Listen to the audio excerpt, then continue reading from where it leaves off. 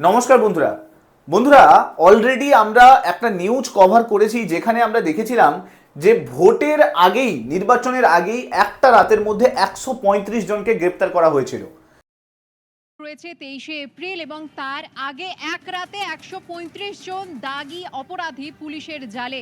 4 জেলা থেকে 135 জন দাগী অপরাধীকে এক রাতে গ্রেপ্তার করলো পুলিশ এবং এই 4 জেলার মধ্যে রয়েছে কোচবিহার, মালদা, মুর্শিদাবাদ এবং দক্ষিণ 24 পরগনা।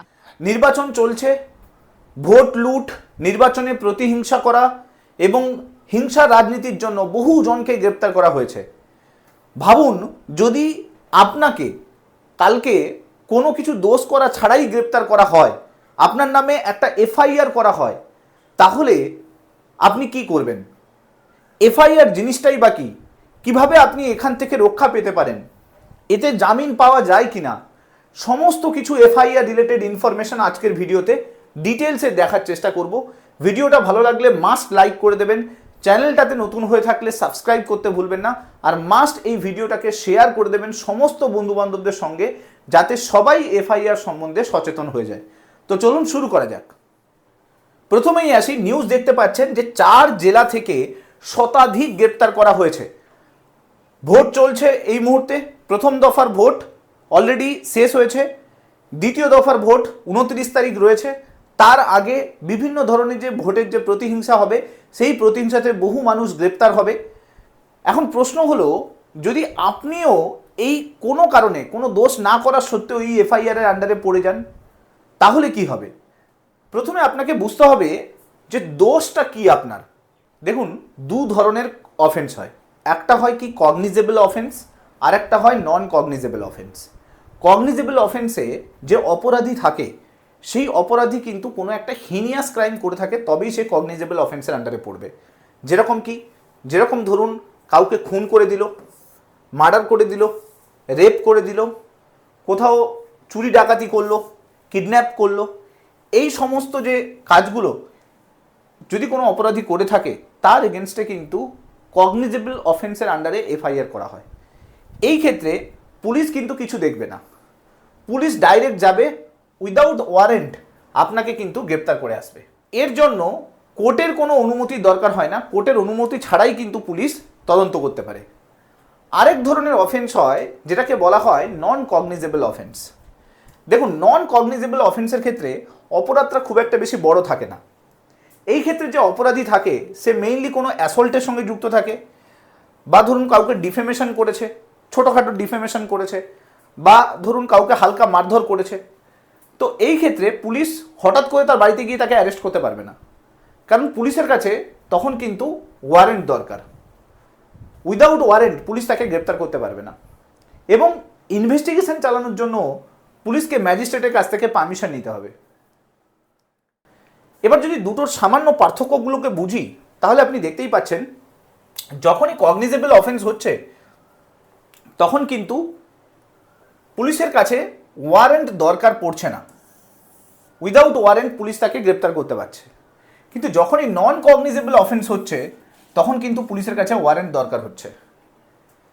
তদন্ত যদি দেখেন, পুলিশ কিন্তু ইমিডিয়েটলি কগনিজেবল অফেন্সের ক্ষেত্রে সরাসরি শুরু করে দিতে পারে, আর এখানে যদি দেখেন ম্যাজিস্ট্রেটের কিন্তু অনুমতি দরকার হচ্ছে। যদি গুরুত্ব দেখেন, কগনিজেবল অফেন্স খুবই একটা গুরুতর অভিযোগ, কাউকে খুন করা, কাউকে মার্ডার করা, এগুলো খুবই গুরুতর অভিযোগ। আর যদি নন কগনিজেবল অফেন্স দেখেন তাহলে কিন্তু তুলনামূলকভাবে কম গুরুতর বলতে পারেন। এই ক্ষেত্রে এফআইআর কিন্তু ইমিডিয়েটলি হয়ে যাবে। খুন, মার্ডার, রেপ এই সমস্ত ক্ষেত্রে এফআইআর ইমিডিয়েটলি হয়। এখানে ইমিডিয়েটলি এফআইআর হয় না, প্রথমে জিডি করা হয়, দেন তারপরে পুলিশ ইনভেস্টিগেট করে এবং প্রয়োজন হলে পুলিশ এফআইআর করে। মানে রিয়েল লাইফে আমরা যদি এটাকে এক্সাম্পলের সাহায্যে বুঝি, যে কেউ যদি ফোন চুরি করে নেয় তাহলে সেটা কগনিজেবল অফেন্স, পুলিশ সঙ্গে সঙ্গে অ্যাকশন নেয়। কিন্তু কেউ যদি আমাকে গালিগালাজ করে তাহলে কিন্তু পুলিশ সঙ্গে সঙ্গে অ্যাকশন নেবে না, পুলিশ আগে কোর্টের অনুমতি নেবে, তারপরে কিন্তু অ্যাকশন নেবে। তো বোঝাতেই পেরেছি আশা করছি, একটা হচ্ছে হিংসাত্মক একটা অপরাধ, আর একটা হচ্ছে এতটাও গুরুতর অপরাধ নয়। এফআইআর এর জন্য কি আইন আছে এবার বোঝার চেষ্টা করি। দেখুন, সিআরপিসির 154-এ কিন্তু এই আইনটা ছিল, এখন তো এটা বিএনএসএস আন্ডারে হয়ে গেছে। যদি কগনিজেবল অফেন্স হয় তাহলে এখন পুলিশকে এফআইআর নিতে বাধ্য। পুলিশ কিন্তু কিছু করতে পারবে না, পুলিশকে এফআইআর নিতেই হবে। সেই এফআইআরটা হতে পারে পুলিশ স্টেশনে গিয়ে কেউ করলো, অথবা কেউ মৌখিকভাবেও কিন্তু এফআইআরটা দিতে পারে। পুলিশ এফআইআরটা প্রথমে তার যে এফআইআর কগনিজেবল রেজিস্টার থাকে সেই রেজিস্টারে লিখবে, তারপর যে অ্যাকিউজড রয়েছে তাকে কিন্তু শোনাবে পুরো ব্যাপারটা, তারপর তার কাছ থেকে সাইন নেবে। অর্থাৎ আপনি যে এফআইআরটা করছেন আপনাকে পড়ে পুলিশ পুরো শোনাবে, তারপরে আপনার কিন্তু সাইন নেবে। শুধুমাত্র জেনে রাখুন, নন কগনিজেবল অফেন্সের ক্ষেত্রে মাঝে মাঝে পুলিশ এফআইআর নিতে বাধ্য থাকে না, কিন্তু কগনিজেবল অফেন্স যদি হয়ে থাকে পুলিশ কিন্তু এফআইআর নিতে বাধ্য হয়। এবার যদি ধরুন এফআইআর হয়ে গেছে আপনার নামে, তাহলে আপনি কি করবেন? কোনো কারণে এফআইআর হয়ে গেছে, প্রথম কথা আপনাকে যেটা করতে হবে, এফআইআর কপি আর এফআইআর নাম্বার এই দুটো কিন্তু পুলিশের কাছ থেকে নিয়ে নিতে হবে। এবং পুলিশের কাছে নেওয়ার পরে আপনাকে যে কোনো একজন ক্রিমিনাল লয়ারকে হায়ার করতে হবে, কারণ কি যে কোনো সময় আপনার এগেনস্টে স্টেপ নিতে পারে পুলিশ। ক্রিমিনাল লয়ারকে হায়ার করার পরে আপনাকে কিন্তু অ্যান্টিসিপেটরি বেল অ্যাপ্লাই করতে হবে, কারণ যদি আপনি অ্যান্টিসিপেটরি বেল অ্যাপ্লাই না করেন পুলিশ কিন্তু আপনাকে গ্রেপ্তার করে নিতে পারে। যদি মনে হয় গ্রেপ্তার হতে পারেন তাহলে কিন্তু সেকশন 483 সিআরপিসি সেই অনুযায়ী কিন্তু অ্যান্টিসিপেটরি বেল আপনাকে কোর্টে অ্যাপ্লাই করতে হবে। এগুলো সব এখন কিন্তু নতুন রুল হয়ে গেছে, আর কিন্তু এগুলো সিআরপিসির আন্ডারে নেই। যদি কোর্ট মনে করে যে আপনার এগেনস্টে যে এফআইআরটা হয়েছে সেটা এতটাও গুরুতর নয়, সেক্ষেত্রে কোর্ট কিন্তু আপনাকে জামিন দিতে পারে। কিন্তু যদি কোনো গুরুতর অপরাধ হয় কোর্ট কিন্তু জামিন দেবে না। আপনাকে কিন্তু কনস্ট্যান্ট যে পুলিশ স্টেশন রয়েছে তাতে কিন্তু যোগাযোগ করে রাখতে হবে। এবার লোয়ার কোর্ট যদি কখনো আপনাকে বলে যে পুলিশের সহযোগিতা করার জন্য এবং আপনাকে গ্রেপ্তার করার কথা বলে, সেক্ষেত্রে সেকশন 482 সিআরপিসিতে বলা আছে যে আপনি চাইলে হাইকোর্ট বা সুপ্রিম কোর্টে গিয়েও কিন্তু অ্যাপ্লাই করতে পারেন যাতে আপনাকে জামিন দিয়ে দেয়। তো বুঝতেই পারছেন সব কিছু কিন্তু অপশান কিন্তু রয়েছে। এবার প্রশ্ন হচ্ছে, পুলিশ কি যখন খুশি আপনাকে গ্রেপ্তার করতে পারে? দেখুন উত্তর হচ্ছে না, পুলিশ কিন্তু যখন খুশি আপনাকে গ্রেপ্তার করতে পারবে না। আইন বলছে যে এফআইআর করার জন্য প্রাইমা ফেসি অফেন্স থাকতে হবে, অর্থাৎ আপনি যে দোষটা করেছেন সেই দোষটা দেখেছে কেউ, এরকম কাউকে থাকতে হবে, আদারওয়াইজ কিন্তু পুলিশ আপনাকে গ্রেপ্তার করতে পারবে না। মিথ্যা এফআইআর করা এটা কিন্তু আইনত অপরাধ। কেউ যদি আপনার এগেনস্টে মিথ্যা এফআইআর করে তাহলে কিন্তু সেটা আইনত ঠিক নয়। কিন্তু আপনারা জানেন আপনি পশ্চিমবঙ্গে আছেন, এরকম হাজার হাজার ভুরি ভুরি এফআইআর মিথ্যা হচ্ছে এবং কনস্ট্যান্ট পুলিশ এগুলোকে ইনভেস্টিগেট করেও চলেছে। পুলিশ যাকে মনে করবে ফাঁসাবে, পুলিশ কিন্তু ফাঁসিয়ে দিতে পারে।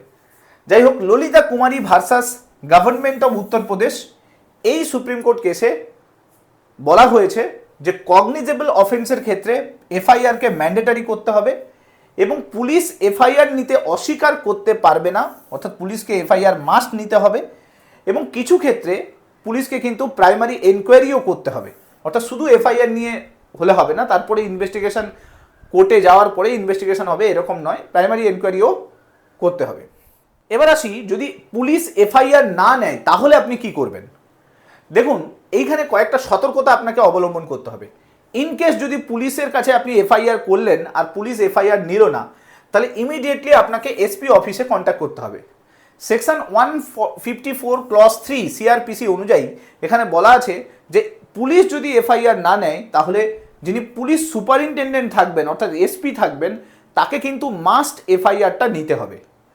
এবং সেকেন্ড হচ্ছে, যদি ইনকেস পুলিশ নিচ্ছে না তাহলে আপনি ম্যাজিস্ট্রেটের কাছে চলে যান। ম্যাজিস্ট্রেট কিন্তু আপনাকে মাস্ট আপনার এফআইআরটা অ্যাকসেপ্ট করবে এবং দরকার হলে কোর্টেও কিন্তু আপনাকে রিলিজ করতে পারে। এবং ম্যাজিস্ট্রেট চাইলে পুলিশকে বলতে পারে যে এফআইআর নেওয়ার জন্য। অর্থাৎ বুঝতেই পারছেন আপনার কাছে দুটো অপশান থাকবে, একটা হচ্ছে হয় পুলিশের কাছে যান, পুলিশ যদি না নেয় তাহলে ম্যাজিস্ট্রেটের কাছে যান। সো আশা করছি এই ভিডিওটার মাধ্যমে আপনারা বুঝতে পারলেন যে এফআইআর হলে কি করা উচিত, কি করা উচিত নয়। ফিউচারে আপনার যদি এরকম কোনো কিছু অসুবিধে হয় আশা করছি আপনাদের কাছে ক্লিয়ার থাকবে যে কি কি স্টেপ অবলম্বন আপনাকে করতে হবে। সো ভিডিওটার মাধ্যমে নলেজ আপনি গেইন করতে পারলেন। ভিডিওটা ভালো লাগলে মাস্ট একটা লাইক করে দেবেন, চ্যানেলটাতে নতুন হয়ে থাকলে সাবস্ক্রাইব করে নেবেন এবং মাস্ট এই ভিডিওগুলোকে শেয়ার করতে ভুলবেন না। Thank you so much. Next ভিডিওতে আপনার সঙ্গে আবার দেখা হচ্ছে। Till then, bye by.